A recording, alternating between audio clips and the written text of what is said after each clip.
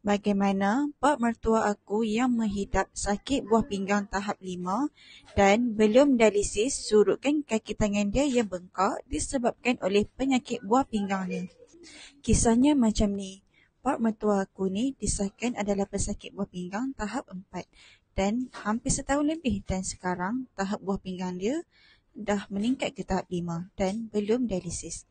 Punca pak mertua aku boleh ada sakit buah pinggang ni adalah disebabkan kencing manis dan darah tinggi dia yang tak terkawal. Bila ada sakit buah pinggang ni, pak mertua aku memang tak keluar pergi mana-mana. Duduk rumah baring je.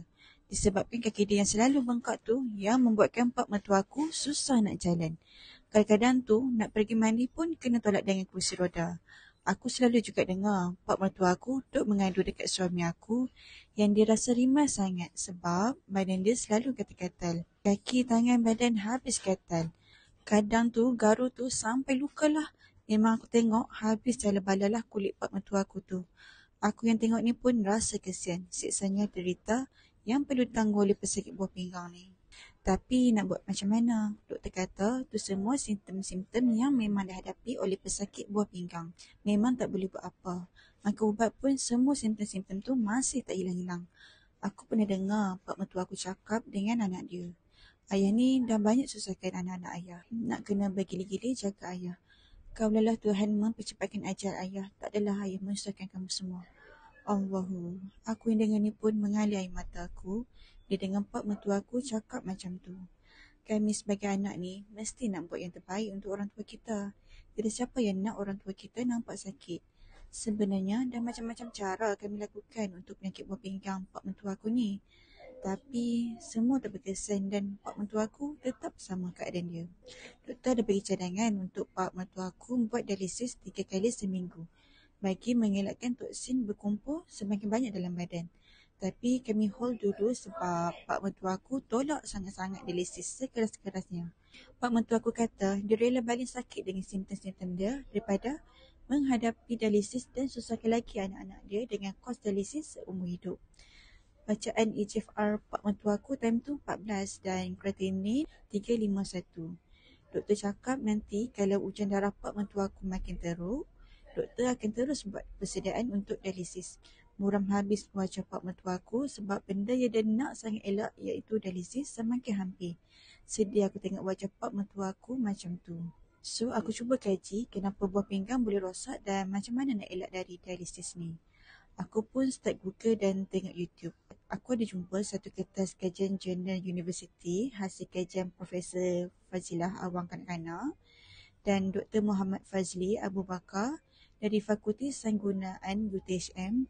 Kata Profesor Fazilah, kesihatan buah pinggang kita ni diukur melalui kadar penapisan glomerular GFR. GFR buah pinggang yang sihat haruslah melebihi 90 ml per minit. Fungsi buah pinggang adalah menapis dan membersihkan tubuh kita. Bila buah pinggang gagal berfungsi dengan baik untuk menapis darah, toksin akan kekal dalam badan dan menyebabkan pelbagai komplikasi yang berbahaya. Untuk itu, rawatan dialisis diperlukan untuk mengambil alih fungsi buah pinggang bagi mencuci darah yang bertoksin. Langkah pertama untuk kuatkan fungsi buah pinggang dan elak dialisis adalah dengan mencuci toksin dalam darah dan menjadikan darah cantik. Soalnya, sekarang macam mana nak bersihkan toksin dalam darah secara semula jadi tanpa dialisis? Dalam kajian, menurut Profesor Fazli lagi, beliau mendapati satu herba ni mampu menjadi penapis sekaligus mencuci toksin dalam darah secara semula jadi, tanpa perlu bergantung pada ubatan kimia. Herba yang dimaksudkan adalah buah kulim. Ada sesetengah orang panggil pokok bawang hutan. Tapi macam mana nak dapatkan buah kulim ni? Nak kena masuk hutan ke dan boleh makan macam tu je ke? Sebenarnya buah kulim ni amat suka untuk didapati. Ia pertama kali dijumpai di Kulim Kedah dan beberapa kawasan hutan di Borneo. Dan ianya memerlukan proses yang rumit bagi menguraikan khasiatnya. Jadi macam mana nak buat? Aku cari, sedang aku scroll TikTok, aku ada jumpa satu iklan produk dalam satu video.